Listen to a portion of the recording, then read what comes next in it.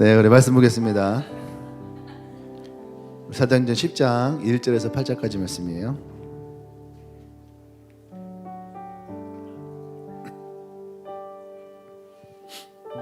사도행전 10장 1절에서 8절 말씀.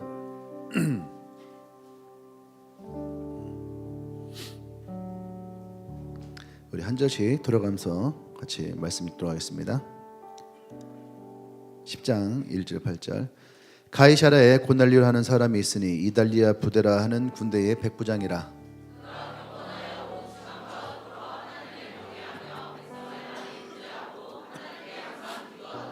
하루는 제9시쯤 되어 환상 중에 밝히 보매 하나님의 사자가 들어와 이르되 고넬료야 하니,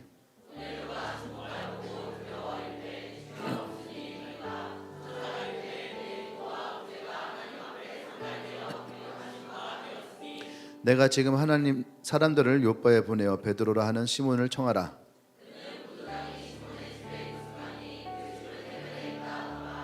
마침 마르던 천사가 떠나매 고넬료가 집안 하인 둘과 부하 가운데 경건한 사람 하나를 불러 이 일을 다 이루고 요바로 보내니라.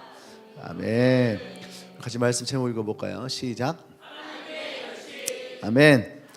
네, 하나님은 지금도 나와 여러분들을 위해서 열심히십니다. 아멘. 네. 사람들은 누가 하나님의 마음에 합한 사람인가, 나도 하나님 앞에 합한 사람이고 싶다라는 얘기를 많이 해요. 그러니까 우리가 다윗을 하나님의 마음에 합한 사람이다 이렇게 얘기를 합니다. 그러면 지금 살고 있는 우리에게도 하나님 마음에 합한 사람이 있을까요, 없을까요?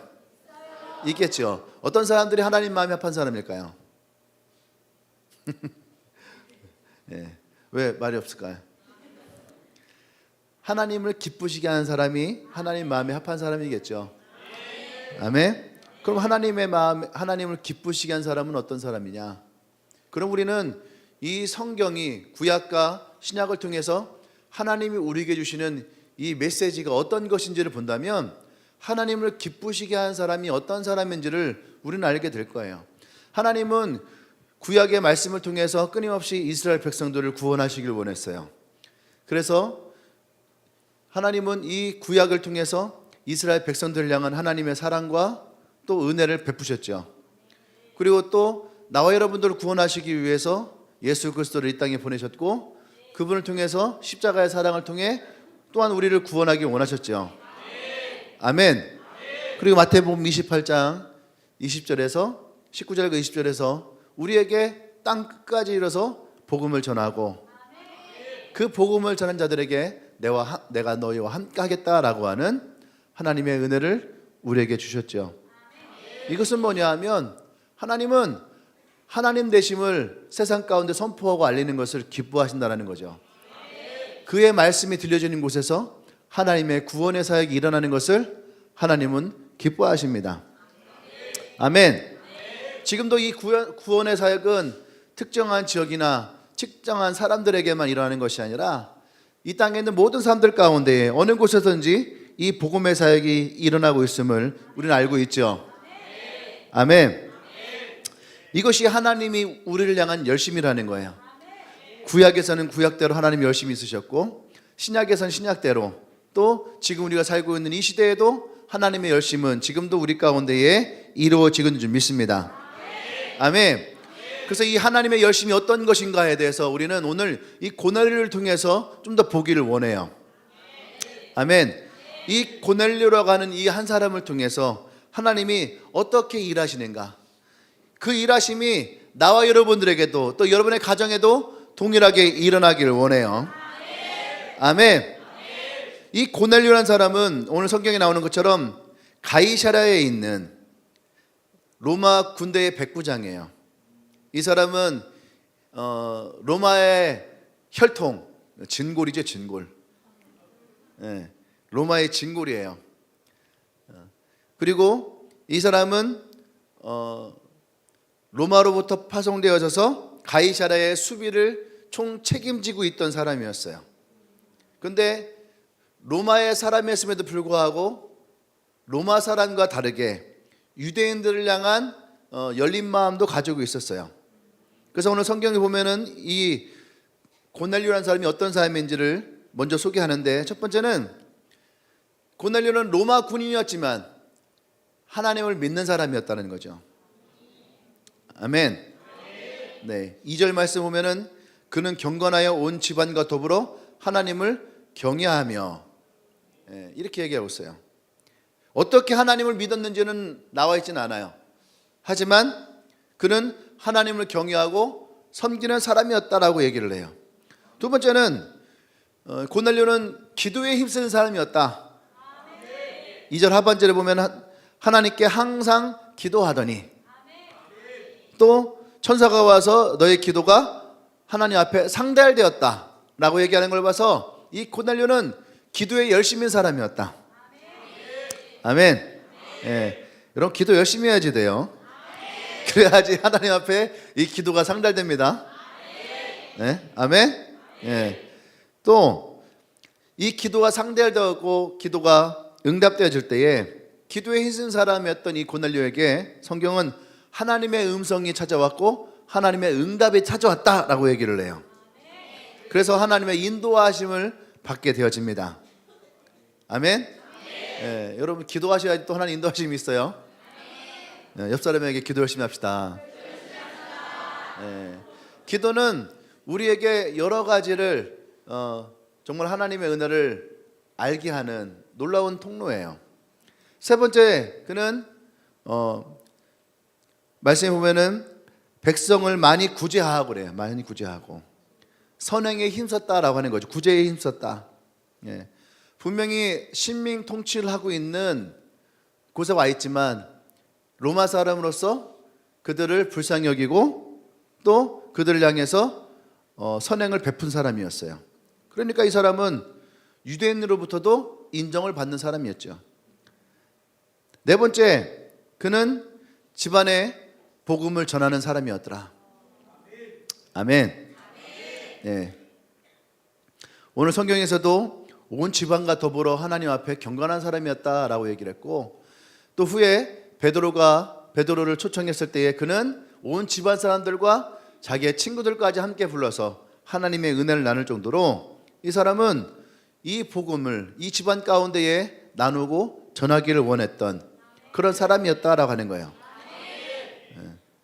그런데 문제는 이 고넬료에게도 어떤 기도의 제목이 있었다라고 하는 거예요. 자, 여기서 한번 질문해 볼게요. 고넬료의 기도 제목이 뭐였을까요? 비록 우리가 고넬료와 친하지는 않지만 그래도 우리 한번 유추해 볼까요? 고넬료의 기도 제목은 무엇이었을까? 고넬료가 항상 하나님 앞에 기도하는데 어떤 기도를 했길래 하나님이 너의 기도에 기도가 상달되었다, 너의 기도가 응답되었다라고 천사가 찾아왔을까요? 한번 생각해 보세요. 고넬료의 기도 제목 생각했나요? 자, 뭐였을까요? 옆 사람에게 한번 얘기하세요. 옆 사람에게 고넬료가 이거 기도했을 것 같아, 이렇게.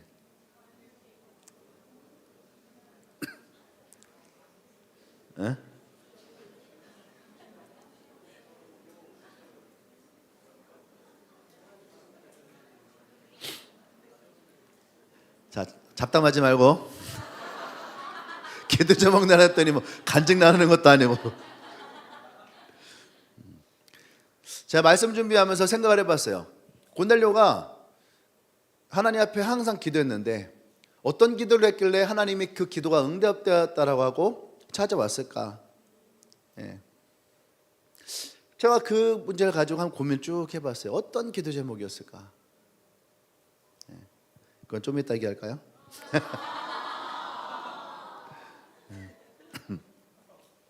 할렐루야. 어쨌든 그는 기도한 사람이었고 이 결정적인 문제가 있었어요. 그의 문제는 뭐냐면 그리스도를 알지 못하였다는 거예요. 그리스도를 알지 못했기 때문에 그는 아직 구원을 받지 못했어요. 그래서 하나님은 이 고넬료를 구원하시기 위해서 복음을 듣게 하기를 원하셨어요. 아멘. 그러니까 우리는 이 고넬료한 하나님의 열심이 무엇이냐라고 할 때 첫 번째는 저는 하나님은 우리의 기도를 들으시고 응답하신다라는 거예요. 아멘. 하나님은 우리의 기도를 들으시고 응답하신다라는 거예요. 예전에 그 미국 영화 중에 그 뭐였죠? 그 짐 캐리가 나와서 브루스 올마이트? 예. 그 영화에서 보면은 그런 장면이 나와요. 브루스 올마이트가 하나님으로부터 부여받은 어떤 능력이 생겼어요. 그래서 뭐라 하냐면은 사람들이 하는 기도를 다 들어주게끔. 그랬더니 세상에 혼란이 생겼어요. 그렇죠? 하나님은 우리의 기도를 들으시기를 원해요. 아멘. 그리고 하나님은 그 기도 가운데 지금도 열심히 응답하시기를 원해요. 아멘. 오늘도 이 고넬료에게 하나님은 그 기도의 응답을 주십니다. 그 기도를 드시고 기도를 응답하시기 원해요.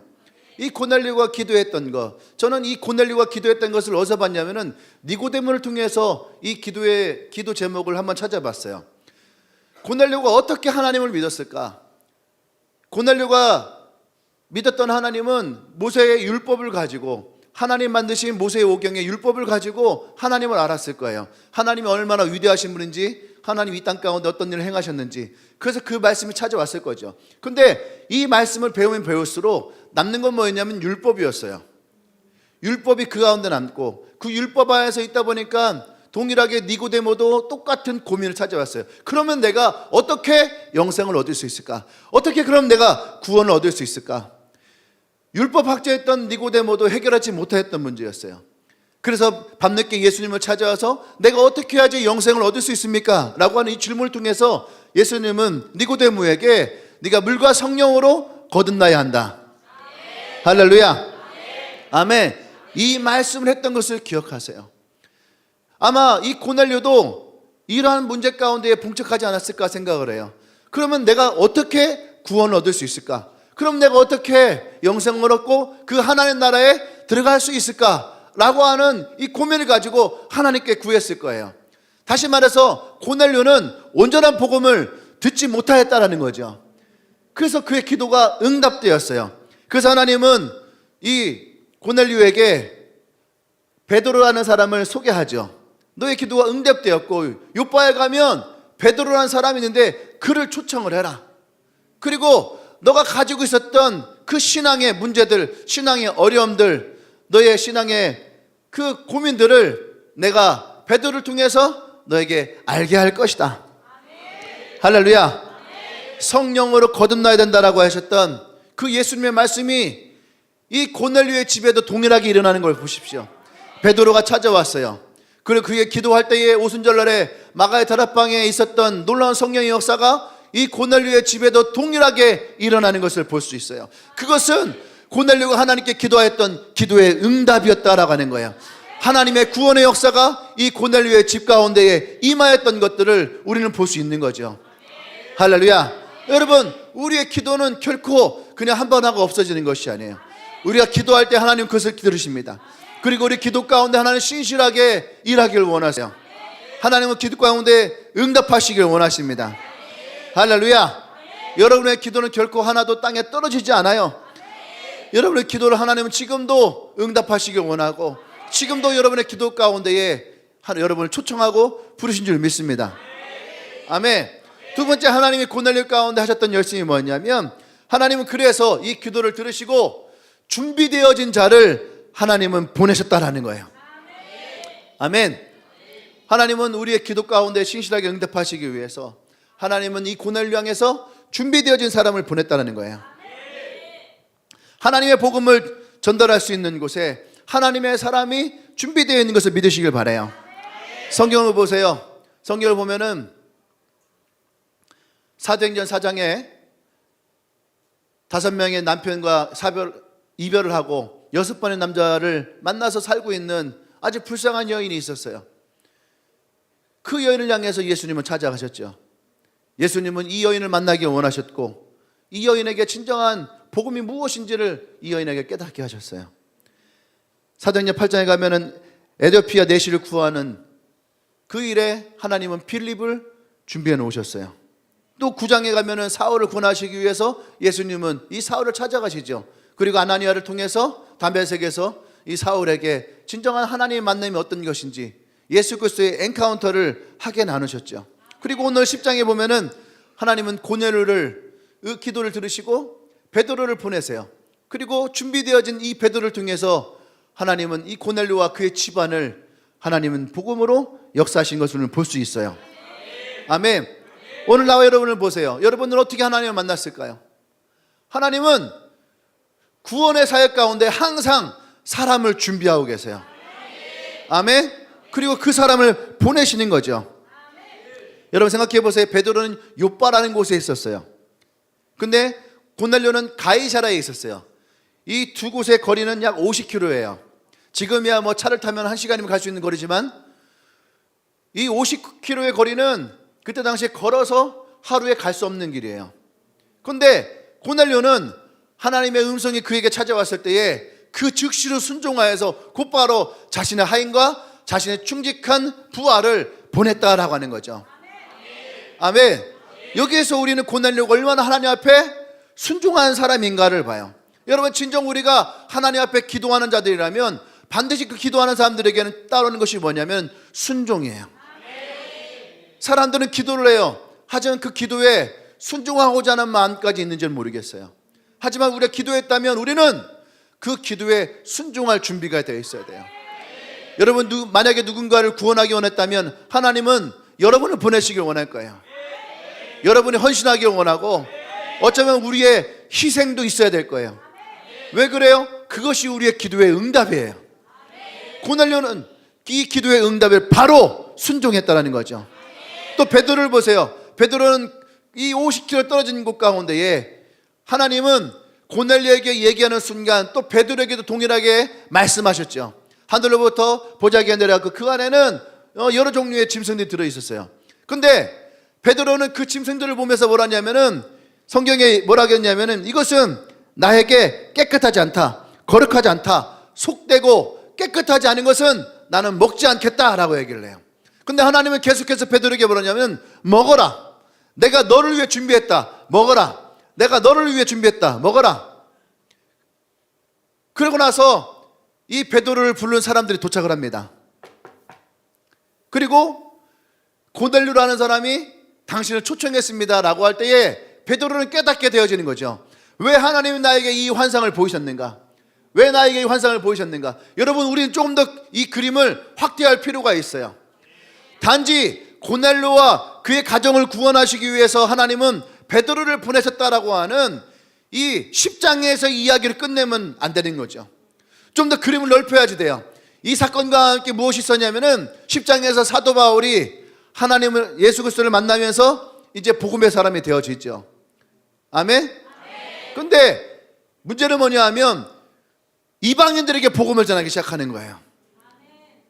또 빌립도 이방인에게 복음을 전하고 그 예루살렘에서 회의가 시작됐어요. 주제는 뭐였냐면 과연 이방인에게도 구원이 있느냐, 이방인에게 복음을 전하는 것이 옳으냐에 대한 문제가 이 예루살렘 회의에서 올라온 거죠.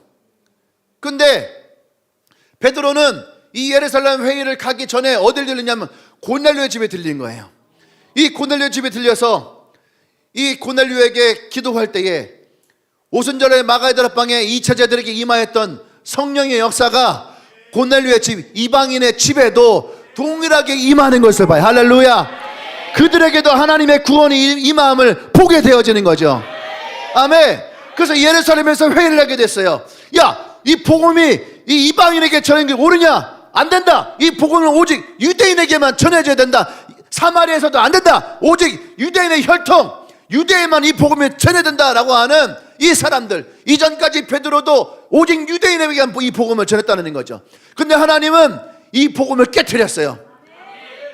유대인에게만 있는 것이 아니라 모든 사람들에게 이 복음이 열려있고 이방인에게 복음이 열려있고 헬라인에게도 복음이 열려있고 남녀 누구에게나 다 이 복음이 열려있다는 거예요. 아멘. 베드로가 이 고넬료의 집에서 성령의 역사함을 경험을 해요. 그리고 예루살렘 회의에 참석을 하죠. 그곳에서 어떤 일을 합니까? 베드로가 자신의 일을 간증하기 시작하는 거예요. 내가 고넬료의 집에서 기도할 때에 우리에게 임했던 성령이 그 가운데 동일하게 임하더라. 아멘. 이 복음은 누구에게든지 전해져야 되는 것이다. 이 베드로의 말 한마디에 이제 그 회의는 끝났어요. 그리고 어떻게 됩니까? 사도 바울은 이제 이방인들의 사도로서 이 복음을 본격적으로 전할 수 있게 되어진 거죠. 이 복음의 전해짐으로 말미암아 교회들이 세워지기 시작했고, 유대인의 복음이 전해지기 시작했고, 그 복음이 결국은 우리에게까지 오게 되어진 거예요. 아멘. 여러분, 이것을 보셔야 돼요. 하나님이 이 사역을 위해서 어떻게 일하셨는가? 한 사람을 향한 복음이 아니란 얘기예요.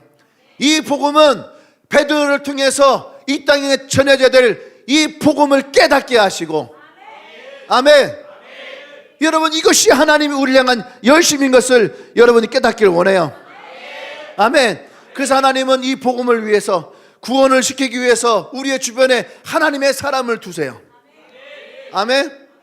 그것뿐만이 아니라 하나님은 우리의 주변에 아직 이 복음을 듣지 못하고 구원받지 못한 사람을 위해서 나와 여러분도 준비시키고 있음을 믿으시길 바랍니다. 아멘. 여러분 생각해 보세요. 하나님 나를 준비시킨다면 여러분 분명한 것은 나의 주변에 하나님이 구원할 영혼들이 있다는 얘기예요. 아멘. 우리를 통해서 누군가를 구원하기를 원하시는 그 하나님. 그래서 나와 여러분들에게 하나님 은혜를 주시고 하나님 우리를 말씀으로 훈련을 시키시고 기도하게 하시는 거예요. 그리고 적절한 하나님의 때에 하나님은 우리를 보내시게 될 것입니다. 이러한 것들 어쩌면 우연이게 보일 수도 있어요. 하지만 여러분 하나님의 계획에는 우연은 없어요. 하나님의 계획에는 오직 필연이에요. 그리고 그것을 우리는 뭐라고 하냐면은 하나님의 섭리다라고 얘기해요. 섭리. 나와 여러분들은 하나님의 이 섭리 가운데에 하나님의 쓰임을 받는 사람임을 믿으시길 바라요. 예수님의 제자들이 있었어요. 베드로, 안드레, 야고보, 요한 이런 사람들은 어부였어요. 근데 예수님은 이 제자들에게 뭐라 했냐면은 너희는 온 천하 만민에게 이 복음을 전하라. 근데 이들은 외적으로 보면은요 형편없어요. 그냥 어부예요. 배운 것도 없고 가진 것도 없고 뒷배경도 없는 그런 사람들이었어요. 근데 주님은 이 사람들에게 온 천하에 다니면서 만민에게 복음을 전하라고 얘기를 했어요. 근데 솔직하게 보면 그들은 갈릴리를 감당하기에도 벅찬 사람들이에요. 갈릴리에서 뭐 통반장 하기에도 좀 벅찬 사람들. 근데 하나님은 이들에게 어떻게 해요? 이 열방을 맡기셨어요. 만민에게 복음을 전할 것을 맡기셨어요. 할렐루야. 아멘. 처음 이들은 단지 그저 그 예수님의 능력을 보고 뭔가 예수님과 함께 있으면은 아 나도 한 자리를 차지할 수 있을 것이다 하는 그런 기대를 가지고 예수님을 따를 수 있겠죠. 하지만 예수님이 십자가를 지시고 죽으시고 부활하시고 또 성령으로 우리 가운데 임하는 놀라운 은혜의 역사를 기억할 때에 여러분 그들에게서는 입술의 고백이 나올 수밖에 없었어요. 이것을 믿음으로 그들에게서 복음이 나오기 시작한 거예요. 로마서 10장 말씀 볼까요? 로마서 10장 9절부터 말씀 보겠습니다. 같이 한번 읽어볼까요? 시작. 내가 만일 내 입으로 예수를 주로 시인하며 또 하나님께서 그를 죽은 자 가운데서 살리신 것을 내 마음에 믿으면 구원을 받으리라. 사람이 마음으로 믿어 의에 이르고 입으로 시인하여 구원을 이르니라. 성경에 이르되 누구든지 그를 믿는 자는 부끄러움을 당하지 아니하리라 하니 유대인이나 헬라인이나 차별이 없음이라 하신 분 주께서 모든 사람의 주가 되사 그를 부르신 모든 사람에게 부유하시도다. 누구든지 주의 이름을 부른 자는 구원을 받으리라. 아멘. 아멘. 할렐루야. 우리 하나님께 영광을 받습시다. 할렐루야. 여러분 이 말씀 믿으십니까? 아멘. 여러분 구원은 어렵고 복잡한 것이 아니에요. 아멘. 우리가 율법으로 들어가면은 이 구원은 어려워져요. 무엇인가를 계속 해야 되고 무엇인가를 계속 이루어야지 되고 무엇인가를 내가 계속 해결해야 되는, 그런데 그것이 계속 내 삶에는 죄책감으로 하지 못한 정죄감으로 찾아와요. 근데 주님은 그것을 우리에게 뭐라 말씀하셨습니까? 예수 그리스도 십자가에서 죽으시고 부활하신 그 주님을 믿음으로, 아멘, 믿음으로 우리에게 구원이 일어남을 선포하셨어요. 제자들은 이 믿음을 갖게 되었다라는 거죠. 누구든지 예수를 믿는 것, 그의 십자가에 죽으시고 우리를 구원하셨던 그 예수님의 은혜와 사랑을 믿는 것, 이 구원의 확신을 갖게 되는 것, 이것이 구원이다라고 하는 것을 그들은 복음으로 전하기 시작한 거예요. 아멘. 여러분, 이 복음에는요 지식이 필요한 것이 아니에요. 능력이 필요한 것도 아니에요. 학벌이 필요한 것도 아니에요. 오직 예수 그리스도가 우리의 구주이심을 우리의 믿음으로 고백하는 데 있다는 얘기예요. 아멘. 여러분, 이것을 믿으십니까? 주가 그리스도시고 살아계신 하나님의 아들이심을 믿으십니까? 그 예수님이 나를 위해 십자가를 지시고 죽으시고 부활하셔서 지금도 우리와 함께 하시는 그 예수님을 여러분 믿으십니까? 여러분, 그것이면 충분한 거예요. 여러분도 이 복음을 전할 준비가 되어 있다라는 거예요. 복음이면 충분합니다. 사람을 구원하는데 여러분 설득력이 중요한 것이 아니에요. 과학의 증거가 중요한 것이 아니에요. 어떤 지혜가 중요한 것이 아니에요. 우리가 믿는 그 예수님을 우리가 믿음으로 고백하는 그 믿음의 선포가 우리에게 있으면 되는 거예요. 할렐루야. 그것을 하나님은 우리를 통해 전하게 하십니다. 그리고 그 전하신 것을 이루시는 것은 하나님이신 거예요. 아멘. 그래서 우리는 어떻게 해야지 돼요? 다시 그 다음 말씀 볼까요? 14절 15절. 자, 시작. 그런즉 그들이 믿지 아니하는 이를 어찌 부르리요? 듣지 못한 이를 어찌 믿으리요? 전파하는 자가 없이 어찌 들으리요? 15절. 없어요? 보내심을 받지 아니하였으면 어찌 전파하리요? 기록된 바 아름답도다 좋은 소식을 전하는 자들의 발이요 함과 같으리라. 할렐루야. 구원 얻게 하려면 믿어야 하는데, 믿게 하기 위해서는 들어야 하고, 듣게 하기 위해서는 전파해야 하고, 전파해야 하기 위해서는 누군가가 보내줘야 된다는 얘기예요. 아멘. 다시 말하면 뭡니까? 누군가가 보내줘야지 여러분 그들에게 가서 전하는 거죠. 전해야지 듣게 되고, 듣게 돼야지 믿게 되고, 믿어야 구원을 얻게 되는 거. 아멘.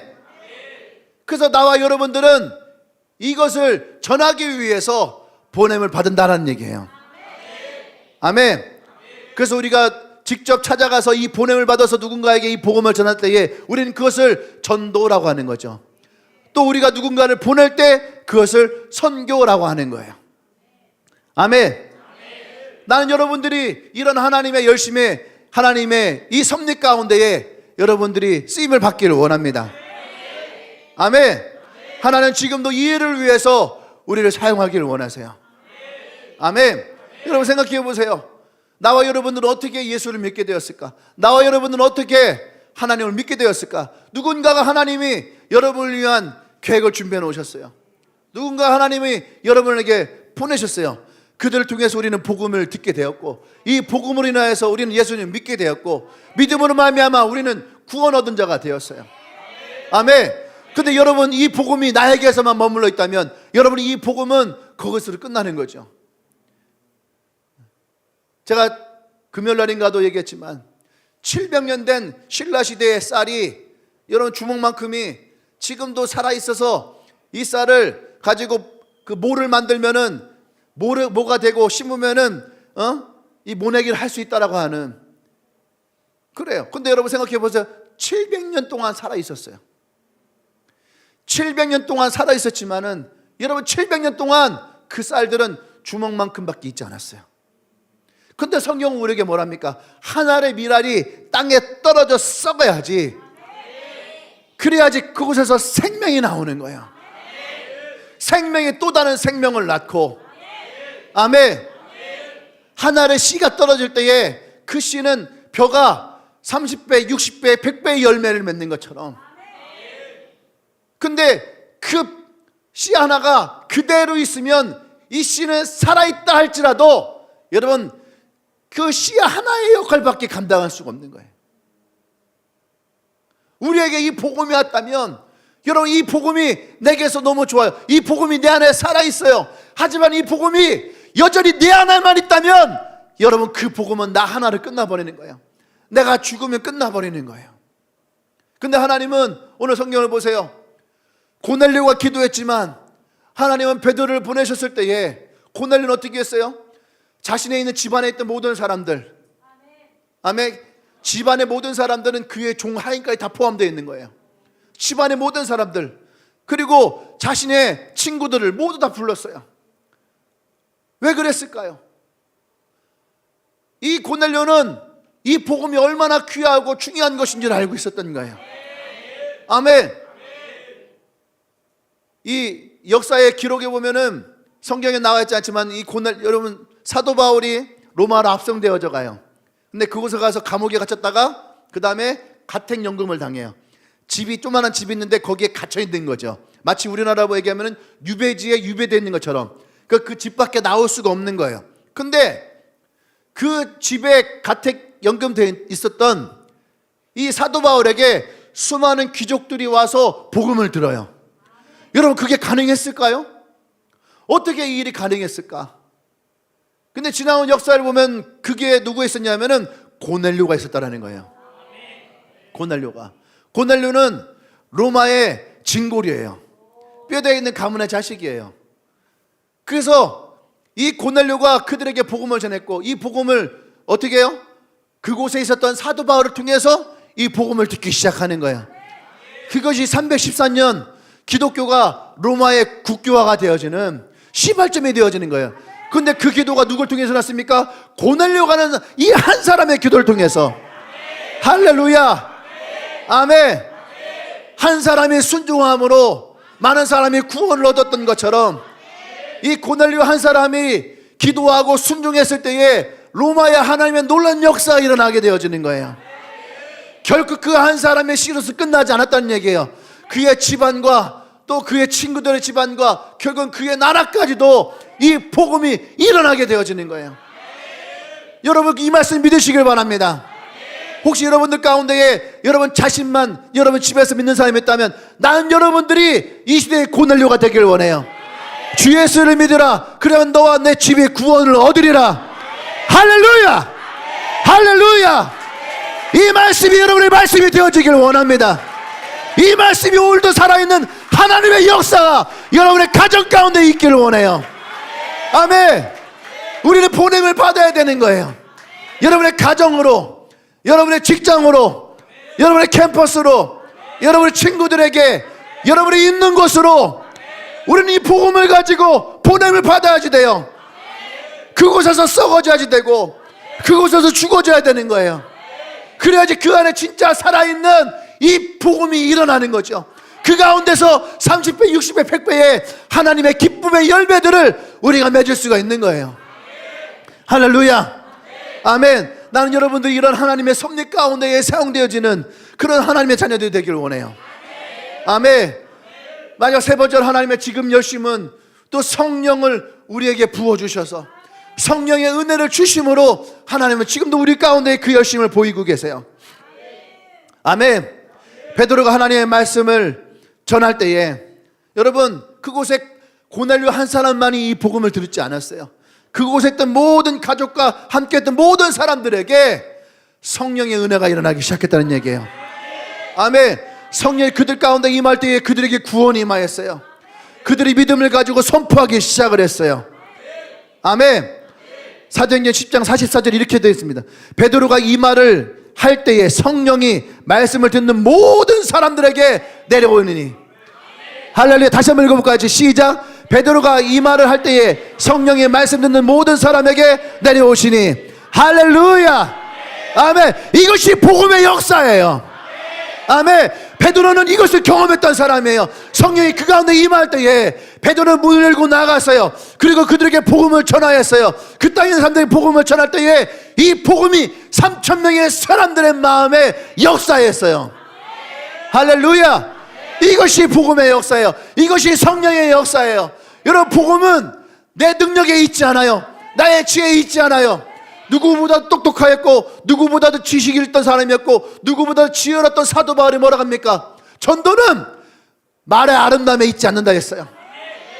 오직 전도는 하나님의 능력과 성령의 나타나심에 있다.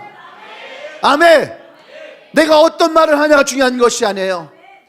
내가 어떤 지혜를 가지고 있느냐가 중요한 것이 아니야. 우리 안에 예수 그리스도에 대한 이 믿음이 분명하냐. 아멘. 제가 전도사일 때에 교회에서 저희 총회에서 그 전도 폭발이라고 하는 전도 훈련 프로그램을 가르친 적이 있어요. 오랫동안 이 전도 훈련을 받았어요. 그래서 뭐냐면 이 전도 훈련을 받으면은 전도를 되게 잘할 수가 있대요. 그러면서 뭐라냐면 전도를 하기 위한 첫 번째 단추가 뭐냐면 여기에다가 물음표로 달린 배지를 붙이는 거예요. 그래서 지나가다가 누가 이 물음표가 뭐예요? 그러면은 이 물음표를 딱 누르는 순간 작동하는 거예요.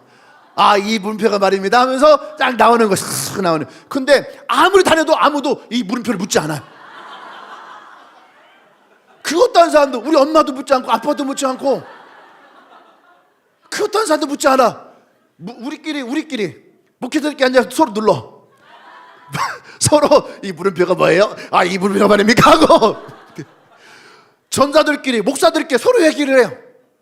필요 없는 사람들끼리. 복음이 필요 없다는 건 아니에요. 우리끼리 연습하는 우리끼리만 누르고 있는 거야. 이게 필요가 없어요, 이게. 그 후로 오랫동안 붙이고 다녔는데 아무도 관심이 없어. 여러분 생각해 보세요. 여러분 주변에 어떤 사람이 양복을 입었어요. 양복 이게 뭔가 이렇게 배지를 하나 붙이고 다녔어요. 그럼 여러분 그거 물어보겠어요?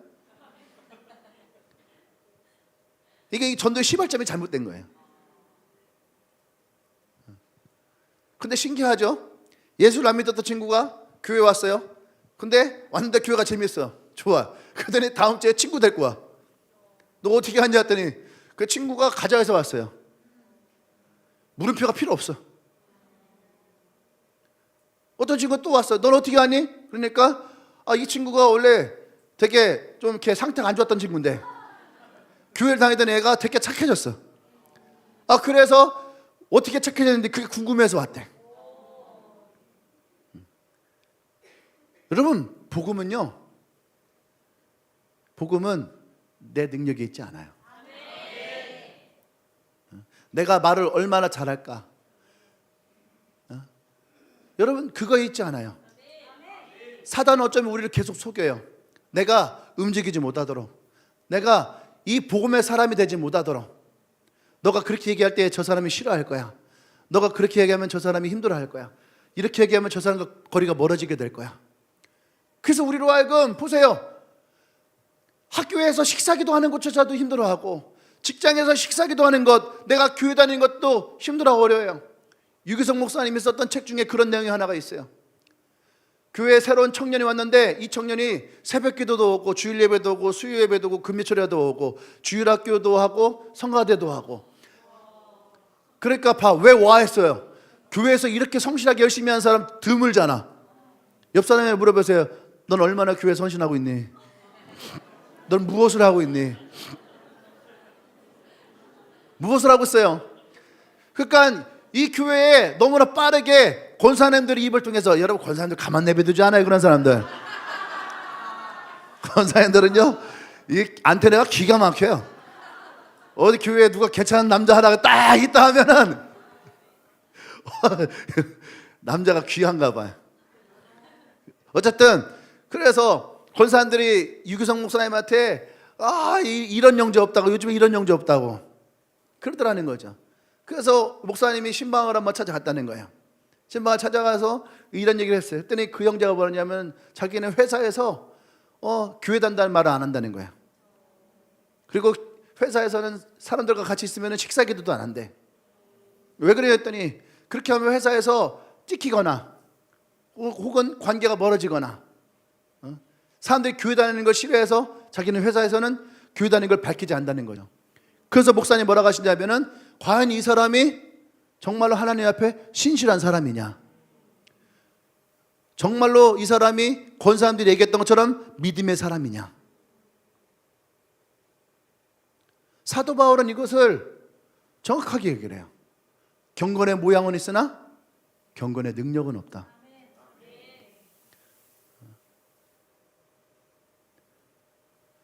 하나님이 원하시는 성도는 이런 성도가 아니에요. 예수님은 우리에게 마태복음 5장에서 너희는 세상의 빛이라, 너희는 세상의 소금이라 얘기를 했어요. 그러니까 빛의 역할은 뭐고 소금의 역할은 무엇일까? 우리가 빛과 소금이라면 그럼 우리는 세상에서 어떠한 빛의 역할을 감당해야 되고 어떤 소금의 역할을 감당해야 될까? 여러분, 우리는 이것을 기도하고 고민해서 정말 내가 있는 곳에 어둠이 있다면 빛이 되어지고 맛이 간 친구들이 있다면 소금을 쳐줄 수 있는 그런 인생이 되어야 되는 거죠. 그것이 진짜 이 시대에 하나님이 원하시는 믿음의 사람이라고 저는 생각을 해요. 아멘. 아까도 우리 영상에 봤지만 10월 27일 날에 진짜 한국의 기념비적인 예배가 드려졌어요. 어쩌면은 그 빌리그레함 목사님이라든지 또 이런 분들이 오셔서 했던 그 예전에 그 대형 집회, 국가와 정부가 동원해 갖고 이 집회를 후원했던 이런 집회가 앞으로는 있지 않을 것이다 했어요. 왜냐하면 기독교는 그만큼 많이 흩어져 있었어요. 쪼개져 있었어요. 합력하지 못하고 교단마다의 자신들의 어떤 입장과 기득권 안에서 되게 많이 쪼개져 있었는데, 이번에 정말 하나님 은혜 가운데에 이 초교파적으로 모두가 다 응집해서 놀라운 이런 예배를 드렸어요. 아멘. 여러분, 이것은 단지 예배 한 번을 끝나는 것이 아니에요. 이것이 하나님의 섭리가 어디로 흘러갈지 우리는 역사 가운데에 바라볼 수 있어야 돼요. 아멘. 이 시대에 우리가 이런 것을 살고 있다는 것도 여러분 어쩌면 우리에게 굉장히 큰 은혜예요. 아멘. 언제 우리가 또 그 서울에서 100만 명 넘는 사람들이 하나님께 예배하는 모습을 우리가 볼 수 있을까? 지금의 이 믿음의 사람들, 단지 우리는 예배 한번 참석했던 것 뿐이지만 이 예배가 일으키고 있는 수많은 파장들은 여러분, 우리가 합력하여서 하나님의 일을 할 때에 하나님도 이 고넬료에게 역사하시고 베드로에게 역사하시는 것처럼 우리 예배 가운데 역사하시고 또 이면에 보이지 않는 곳에서 하나님이 일하심을 여러분 믿으시기를 바라요. 아멘. 성령은 우리 가운데에 임하셔서 이 말씀을 듣게 하는 자들에게 하나님은 역사하십니다. 성령 우리 가운데 역사할 때에 여러분 사람은 변해요. 그 제가 항상 얘기하는 것이 예수를 만나면 운명이 바뀐다. 아멘. 예수를 만나면 운명이 변해요. 인생이 바뀌어요. 아멘. 그래서 우리가 복음을 전할 때 빼놓지 않는 것이 바로 그거예요. 예수를 만났을 때에 불행에서 행복으로 바뀌고 죽음에서 생명으로 바뀌고 잃었던 슬픔에서 하나님이 주시는 기쁨으로 바뀌는, 또 묶여있던 인생에서 자유케 되어지는 인생으로. 누가복음 4장 18절과 19절에서 예수님이 이 땅에 오셔서 성령이 그에게 임하셨을 때에 제일 먼저 했던 것이 뭡니까? 가난한 자들에게 복음을 전파했어요. 포로된 자들, 른 자들, 또 고통받는 자들, 억압되었던 자들을 주님이 자유케 하셨어요. 아멘. 이 복음은 우리를 자유케 하는 놀라운 능력이 있어요. 진리를 알진 진리가 너희를 자유케 하리라. 할렐루야. 이 진리 가운데 있기를 원합니다. 그래서 성령 우리 가운데에 이 진리를 가르치시고 이 진리를 깨닫게 하시고 이 진리로 우리를 살아가게 하시는 거예요. 아멘. 그래서 예수님은 제자들에게 성령이 너에게 오기까지 예루살렘을 떠나지 말고 기다리라 말씀하셨어요.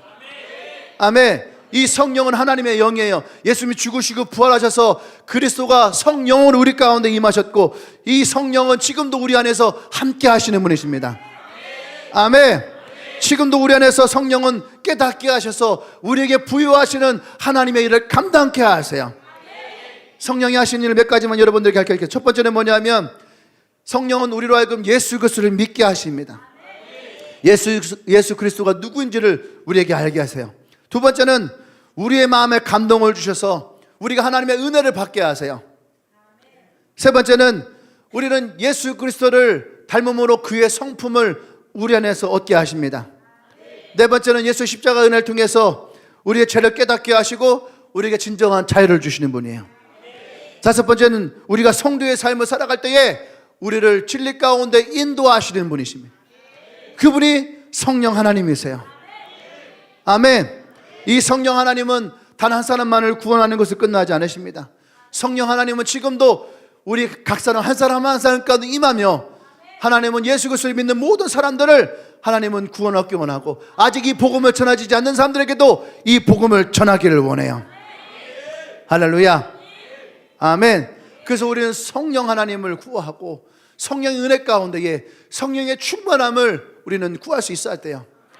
무디 목사님이 설교를 하시고 그곳에 있던 사람들에게는 질문하셨어요. 여러분, 이 컵에, 이건 유리컵이라 합시다. 이 컵에 빈 공간이 있는데 이 빈 공간에 공기가 있어요. 이 공기를 어떻게 하면 다 뺄 수 있을까요? 이렇게 질문을 했어요. 그 제가 일부 예배 때에 이렇게 질문했어요. 그랬더니 갑자기 한 사람이 바로 맞추더라고요. 그죠? 기분이 훅 빠졌는데 어떻게 하면 이 안에 공기를 다 뺄 수 있을까요? 확실히 배운 사람들은 다르다니까. 그런데 더 배운 사람들은 여기서 자기 지적인 능력을 좀 자랑하는 사람이 있죠. 이 물에도 공기는 있습니다. 뭐 이렇게 해가지고 H2O로 형성돼 있어갖고 얄팍한 지식을 소개하는 친구들이 간혹 있을 거라 생각하지만 그 교만을 잠깐 눌러주시고, 그래서 무디 목사님이 하고자 했던 말씀이 뭐냐면 이 컵에 있는 공기를 어떻게 하면 다 뺄 수 있습니까? 라고 했어요. 그래서 사람들이 뭐 이렇게 뭐 진공 상태로 공기를 빼면 됩니다, 이렇게 얘기를 했나 봐요. 그랬더니 목사님이 그러면 이 유리잔은 깨지게 돼 있죠. 그렇죠? 깨져요. 진공 상태에 놓으면 유리는 깨져요. 그 압력을 이기지 못해서. 그런데 그러면 어떻게 하면 이 공기를 뺄 수 있을까요? 이 안에 물을 가득 채우는 거죠. 여러분 생각해 보세요. 우리가 죄와 싸워서 이길 수 있을까요? 우린 죄와 싸워서 이길 수 있는 존재가 아니에요. 죄와 싸워서 이기려 할 때 우리는 더 피폐해지고 어쩌면 그 죄 때문에 더 많은 죄책감에 옥리를 수가 있어요. 근데 우리 모든 목사님이 뭐라 했냐면 오직 이 죄에서 우리가 승리할 수 있는 것은 우리를 성령으로 충만케 하는 것이다. 할렐루야. 성령 안에 우리가 충만해지는 거예요. 하나님의 은혜 안에, 그의 사랑 안에 우리가 충만해질 때에 여러분 우리에게는 죄가 들어올 수 있는 공간이 허락되지 않는 거예요. 그래서 여러분 성령을 구하고 성령의 은혜 가운데 나가야지 돼요. 아멘. 여러분 성령은 우리의 스트레스를 해소하는 것이 아니에요. 성령은 부흥의 제목이 아니에요. 성령은 훈련 프로그램이 아니에요. 한국교회가 2000년대가 넘어가면서 이 성령 운동을 참 많이 했어요. 근데 사실 이 성령 운동은 1960년대 70년대가 훨씬 많았어요. 조윤규 목사님이 이 성령 운동이란 말 쓰지 않았지만은 성령의 충만하심을 구하며 수많은 부흥회와 집회를 통해서 많은 사람들 안에 정말로 은혜와 축복과 사랑을 불어넣었죠. 근데 2000년대가 넘어가면서 이 성령이 잘못되었어요. 지식으로 가르치기 시작하고 훈련으로 변질되기 시작하고 어떤 제목으로 성령이 쓰여지기 시작하고, 성경이 우리에게 얘기하고 있는 성령은 그것이 않았어요. 예수님의 제자들에게 말씀하셨던 성령은 그렇지 않았어요. 성령은 우리로 하여금 거듭나게 하십니다. 성령은 우리로 하여금 그 은혜를 충만케 하세요. 성령의 기름 부으심으로 말미암아 우리는 하나님의 능력을 힘입고 복음의 사람이 되어지고 내가 있는 곳에 하나님의 은혜와 사랑을 전할 수 있는, 그것이 성령이 우리 가운데 임하는 놀라운 은혜예요. 성령은 우리 가운데 찾아오셔서 우리가 하나님의 아들임을 선포하세요. 성령은 우리 가운데 오셔서 우리가 얼마나 귀한 사람인 줄 알게 하세요. 성령은 우리에게 오셔서 우리가 다른 누군가를 향해서 이 사랑과 은혜를 나눌 것을 가르치세요. 그래서 우리의 삶에 이 성령의 충만함이 필요한 거예요. 오늘 고넬료의 집에 이 성령의 충만함이 임할 때에 여러분 이것은 로마를 복음화시키는 하나님의 시작점이 되었어요. 그들이 성령이 충만할 때에 그들은 로마의 사회를 변화시 꿈을 꾸기 시작했어요. 300년이 지나서 이들의 꿈은 현실이 되었고 로마는 결국 하나님을 믿고 하나님을 섬기는 나라가 돼요. 할렐루야. 이 땅에도 1907년도에 성령이 평양에서 하나님의 강력한 부흥을 부어주셨어요. 1907년도에는 조선의 이름은 빼앗기고 일본의 식민지가 시작되는 시점이죠. 한국에 가장 큰 부흥이 일어났던 것은 우리가 나라를 빼앗기고 예배를 제대로 드릴 수가 없고 신사참배가 강요화되어지고 예수를 믿으며 초대교회처럼 목숨을 잃을 수 있는 그 상황 속에서 우리의 믿음의 선배들은 성령이 충만함으로 이 복음을 전했어요. 하나님의 열심은 시간과 때와 장소를 가리지 않으셨어요. 오히려 그 일제시대 때에 이 한국교회 가운데 강력한 부흥을 주셨어요. 1950년대 60년대를 지나가면서 한국은 북한보다도 더 가난한 나라였어요. 하지만 이 나라 국회를 세우며 예배를 드리고 이 나라가 하나님의 나라임을 선포하고 이 나라를 꿈꾸기 시작했어요. 교회가 세워지기 시작했고 예배가 드려지기 시작했고 힘들고 어려운 그때에 오히려 대한민국은 가장 강력한 부흥하는 나라가 됐어요. 우리가 부유하지 않았어요. 지적으로 충만하지 않았어요. 유역을 갔다 온 것도 아니었어요. 우리의 믿음의 선배들은 하나님께 기도함으로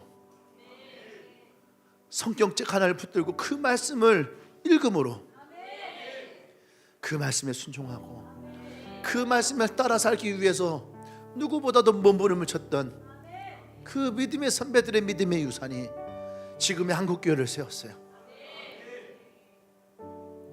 오늘 여러분들에게 동일합니다. 여러분, 난 여러분들이 여러분의 집안에 고넬료가 되기를 원해요. 아멘. 여러 집안의 고넬료가 되어서 여러분을 통해서 이 복음이 여러분의 가정 가운데 들어가는 걸 꿈을 꾸십시오. 그리고 그것을 마음에 묻고 기도하세요. 하나님은 반드시 여러분을 통해서 이루실 거예요. 또 우리는 이 나라와 이 민족을 향해서 또 꿈을 꾸어야 됩니다. 하나님, 다시 이 나라 이 민족에 하나님 교회들이 부흥케 하여 주시옵소서. 또 많은 사람들이 예수님 앞에 나오는 믿음의 이 복음의 역사가 일어나게 하여 주시옵소서. 할렐루야. 오늘 이것이 우리에게서 하나님이 시작되어지는 하나님의 섭리가 되어지고 하나님의 열심이 되어지길 소망합니다. 여러분 조용히 눈을 감아보십시오. 항상 여러분 시작은 한 사람이에요.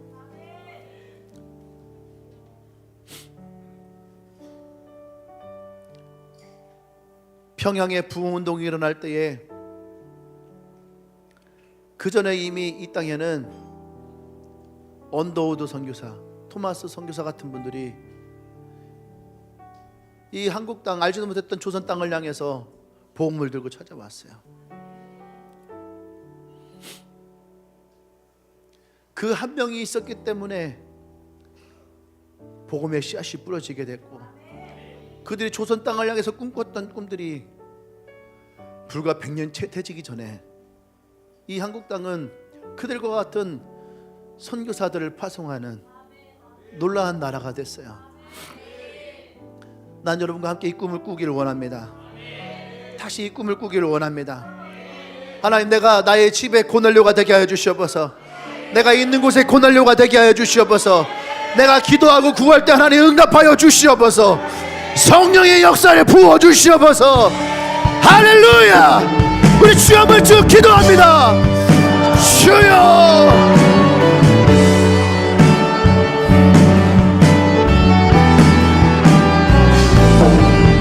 하나님, 우리 한 사람 한 사람 가운데 하나님 임하시옵소서. 하나님 사람 가운데 주여 기름 부으시옵소서. 성령이 충만케 해 주시옵소서.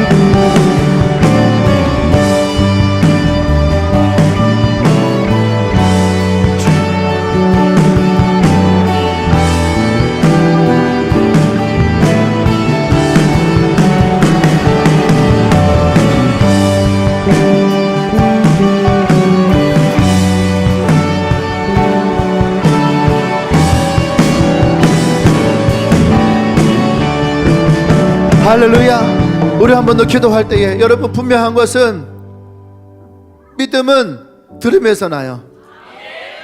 들음은 누군가로부터 보내줘야지 돼요.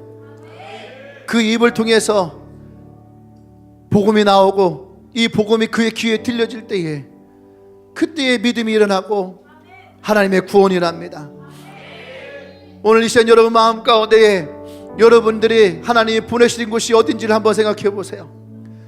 여러분 그곳을 향해서 우리 기도하기를 원합니다. 하나님의 열심은 여러분을 통해서 일어나기를 원해요. 그래서 우리가 기도할 때 주님 나를 통해서 하나님이 열심히 일어나기를 원합니다.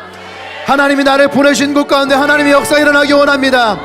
성령의 역사 일어나기를 원합니다. 할렐루야. 기도합니다.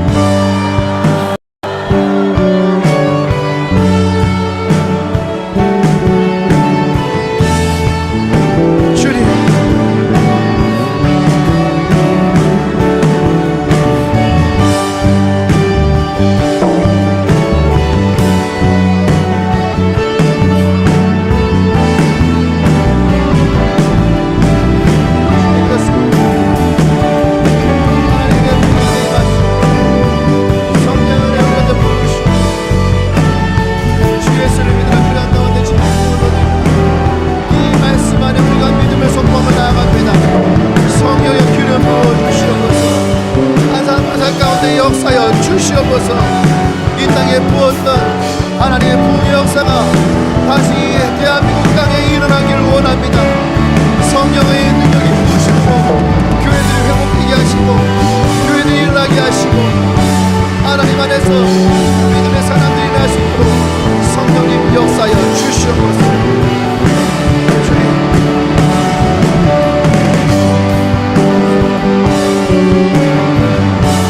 할렐루야. 하나님 감사합니다. 우리에게 누군가를 통해서 이 복음을 주시고 이 복음으로 말미암아 우리가 하나님의 자녀가 되어지고 구원받은 백성이 되었음을 감사를 드립니다. 하나님 이 복음이 오늘 나에게서 머물지 않게 하여 주시옵소서. 고넬료를 통해서 하나님의 일하심을 보았던 것처럼 베드로를 통해서 하나님의 일하심을 보았던 것처럼 하나님 우리를 통해서도 우리가 이 하나님의 일하심을 보기를 원합니다. 우리의 가정과 또 나의 직장과 나의 캠퍼스 내가 속한 모든 곳 가운데에 하나님 우리가 나가게 하여 주시고 그곳에 하나님의 복음이 선포되어지도록 역사하여 주시옵소서. 분명한 것은 누군가가 이 복음을 전해야 됩니다. 하나님 우리에게 담대한 마음을 주시옵소서. 잃어버렸던 용기를 얻게 하여 주시옵소서. 그래서 하나님 우리가 성령의 능력에 힘입어 나아가 복음을 전파할 때에 담대히 나아갈 때에 그곳에 하나님의 놀라운 역사가 있기를 원합니다. 하나님 그 사람 한 사람 한 사람 가운데에 하나님의 성령의 은혜를 부어 주시옵소서. 이제는 우주 예수 그리스도의 구속의 은혜와 하나님의 크신 사랑과 성령의 교통 역사하심이 오늘 이 하나님의 복음을 가지고 나가기로 고백하며 선포하는 하나님의 거룩한 자녀들 위해 지금도 이 복음 안에서 열심히 이 복음을 전하는 선교사님들과 그들의 가정과 사역 위에 그리고 사랑하는 나의 조국 위에 지금부터 영원토록 함께 하시기를 간절히 축원하옵나이다. 아멘.